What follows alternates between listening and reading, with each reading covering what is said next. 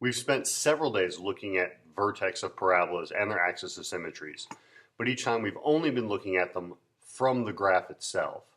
That is, we have some sort of a graph and we're asked to figure out where is the vertex, where is the axis of symmetry, just by looking at the actual graph rather than finding it mathematically. So now we need to learn how to find that vertex from the equation rather than just the graph. That is, we have to find it mathematically. So let's start by reminding ourselves about vertex form. For those of us who don't remember, vertex form is f of x equals a times x minus h squared plus k.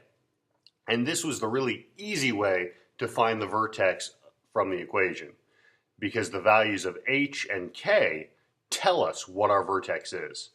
That is, the vertex for any of these equations in vertex form is the coordinate form of negative h comma k. So, for example, if we take this equation of f of x equals 3 times x minus 5 squared plus 19, our h value is negative 5 and our k value is positive 19.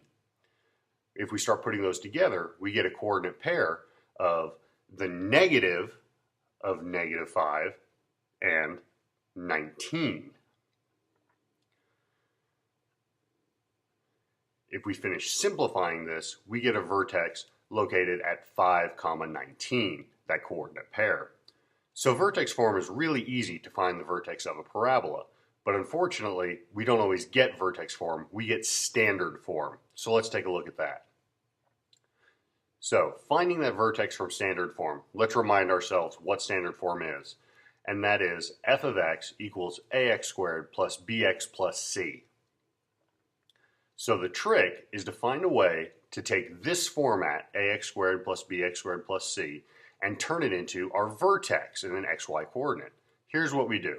Our vertex for anything in standard form is going to be equal to the coordinate point at negative b divided by 2a, comma, f of negative b divided by 2a. Now that looks pretty complicated, but it really boils down to some pretty simple things. So let's take a look at how that works with a single example. Here's our example. F of x equals x squared plus 4x plus 1. Let's go ahead and start off by identifying our three important values, a, b, and c. So, our a value is positive 1, our b value is positive 4, and our c value is positive 1. So to find the x-coordinate of our vertex, what we'll go ahead and do is take the negative of b and divide it by 2a. That is, negative b divided by 2a becomes the negative of our b value, which is 4, divided by 2 times our a value, which is 1. As we work this out, we get that negative 4 divided by 2, which equals negative 2. So that value of 2 is our x value for our vertex. So we'll fill that in real quick. Now, the second half is to find f of negative b over 2a. And to do that, what we're going to do is take our original value, negative 2, and plug it back into our original equation. So, if our original equation is x squared plus 4x plus 1, we'll replace that with 2, negative 2. So we plug that in. We get negative 2 squared plus 4 times negative 2 plus 1. As we work this out, negative 2 squared becomes positive 4. 4 times negative 2 is negative 8. And you just carry down your positive 1. 4 minus 8 is negative 4. Add 1, and we get negative 4 plus 1, which is negative 3. So our final value is negative 3. So our vertex is the point negative 2, comma, negative 3. And that's as simple as it is. It's all about figuring out the x value and then plugging that x value back into the original equation. Let's do a couple quick examples. Here's example number 1. 4x squared plus 16x minus 2. So the first thing we'll do again is pause and identify our three important values, a, b, and c. So our a value is positive 4, our b value is 16, and our c value is negative 2. You'll notice that I keep finding c even though we don't use it. And that's okay, because in the other applications we're going to use c as we look at these equations. So make sure you're identifying a, b, and c, just get in that habit of finding all three of them at once. So our vertex, again, is found by the equation negative b divided by 2a, comma, f of negative b divided by 2a. So let's plug those in. Our b value is 16, so the negative of 16 divided by 2 times our a value, which is 4, will give me negative 16 divided by 8, which gives me negative 2. Now we're going to take that negative 2 and plug it back in to our original equation.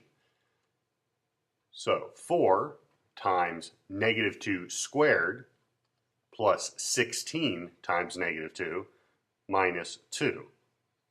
Keep solving that out. We get 4 times 4 plus 16 times negative 2 minus 2.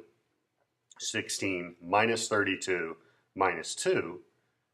And combine all that, we get negative 16 minus 2, we get negative 18. And there's our second value. So in this case, our vertex becomes the point located at negative 2, negative 18. And that's it. One more example before we finish up. F of x is equal to negative x squared minus 12x minus 3. As always, we'll start by identifying our three important values of a, b, and c. Notice the pattern? So a is negative 1. It's very important to make sure you watch those negatives. B is negative 12, and c is negative 3.